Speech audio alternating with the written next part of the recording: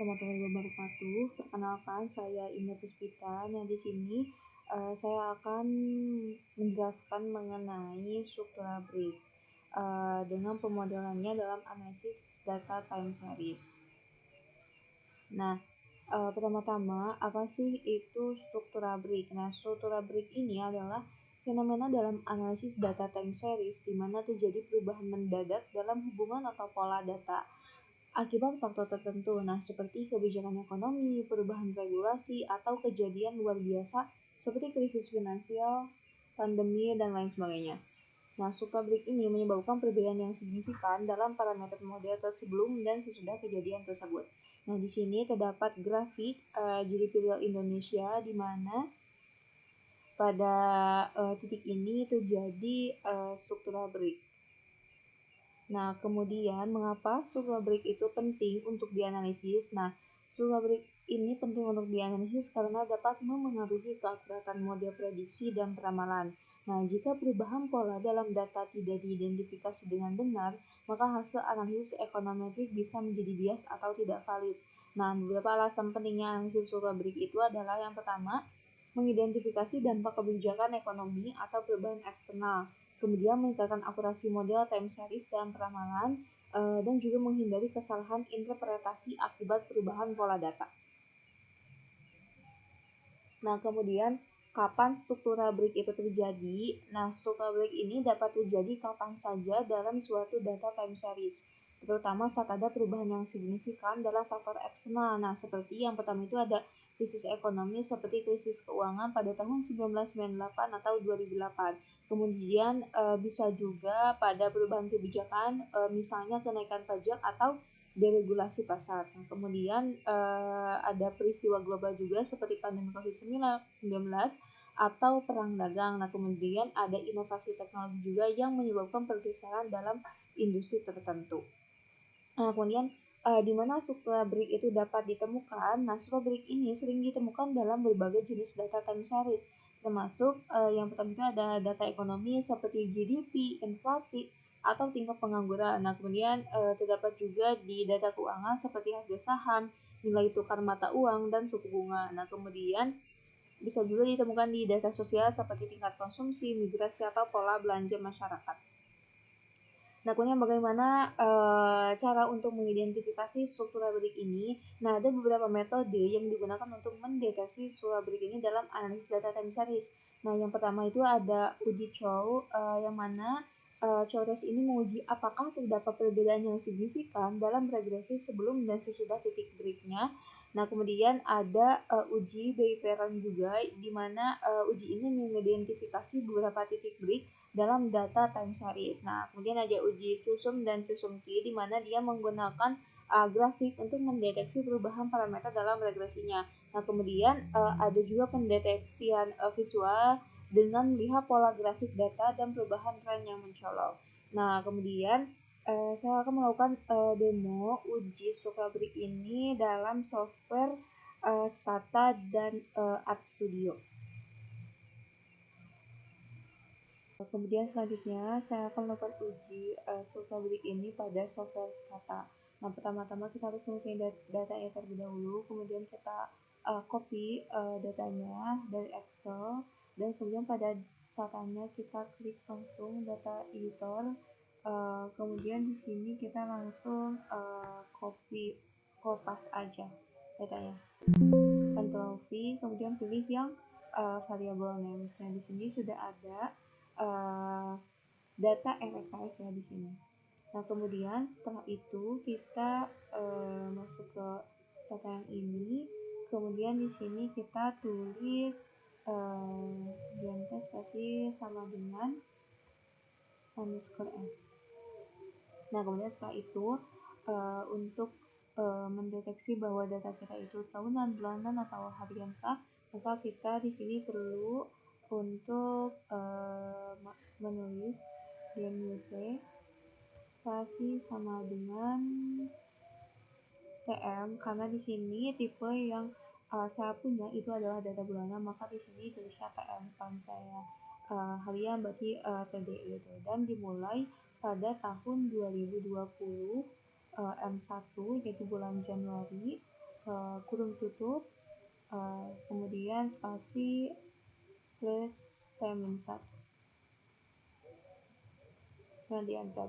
Nah kemudian setelah itu kita lihat di bagian tabelnya dan kita klik yang variabel yang kolom yang nyete di sini, dan kita pas bagian formatnya kita klik yang titik 3 ini, kemudian kita pilih yang monthly ya, sesuai dengan tipe datanya. Nah di sini sudah bisa dilihat ya bahwa sudah terdeteksi bahwa data ini tuh ada data bulanan dari tahun 2020 bulan 1 gitu. Nah, kemudian kita balik lagi di sini.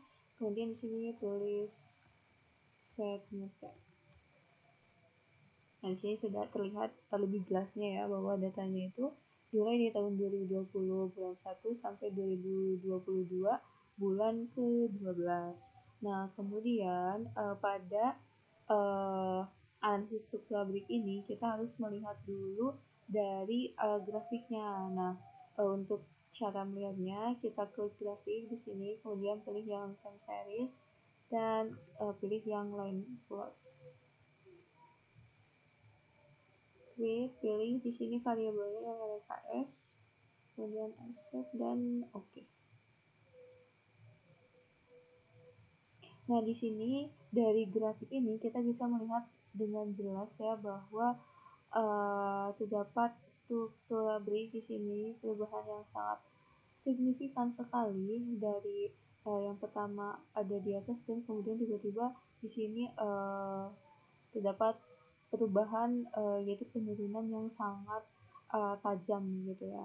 Nah, kemudian untuk lebih spesifiknya menentukan titik pasti subtabliknya itu di mana, kita harus meregresi terlebih dahulu. Nah, maka kita harus balik lagi ke sini dan di sini ketik regress RKS ya, sesuai nama variabel yang kita punya.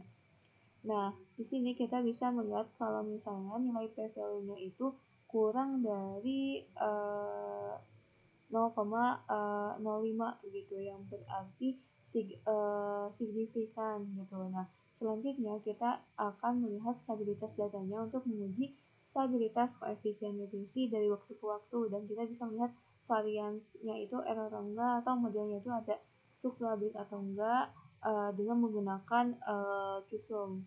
Nah, caranya kita di sini tulis start cusum, start SB cusum.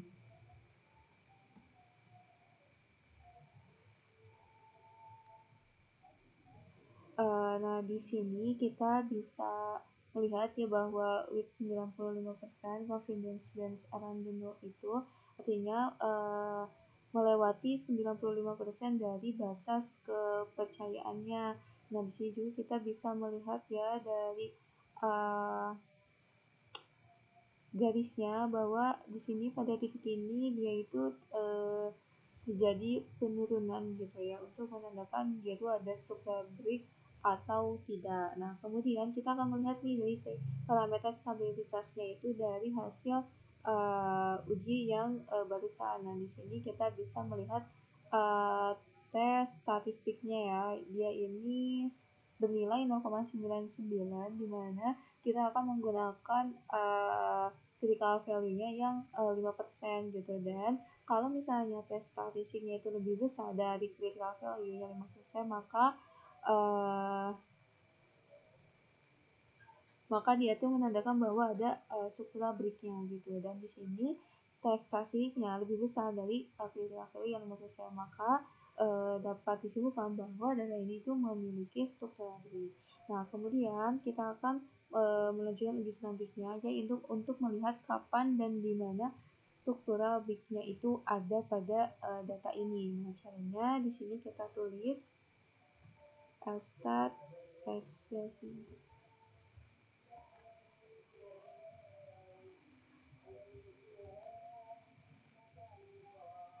Nah, kemudian setelah itu kita akan di sini kita bisa melihat ya nilai dari estimate struktur pabriknya itu ada pada tahun 2021 pada bulan ke 5 gitu. Jadi di dalam data ini dia itu memberikan estimasi struktur pabriknya itu ada pada tahun 2021 bulan ke-5. Nah, setelah itu kita akan melihat apakah setelah tanggal estimasi ini itu ada perubahan lagi atau tidak. Maka kita bisa di sini ketik lagi restart SD non, koma, spasi, break, spasi di sini kita tulis artikelnya tipe bulanan dan kita di sini tulis estimasi dari tanggal yang diberikan gitu. Di sini kita tulis 2021 M5 kurung tutupnya 2. Nah, kemudian di sini kita bisa melihat jika P value-nya itu kurang dari 0,05, maka dia itu menolak H0 dan menerima H1 gitu ya. Di sini kan H0-nya struktur abri dan hasilnya berarti ada struktur abri, maka di sini kita menolak H0 dan menerima H1-nya di mana artinya itu ada struktur abri dan variabel independen dari RFS itu berubah signifikan dari sebelumnya sudah tanggal yang estimasi tadi. Nah, mungkin cukup sekian demo struktural brick menggunakan software Stata dari saya. Terima kasih atas kesempatannya. Wassalamualaikum warahmatullahi wabarakatuh.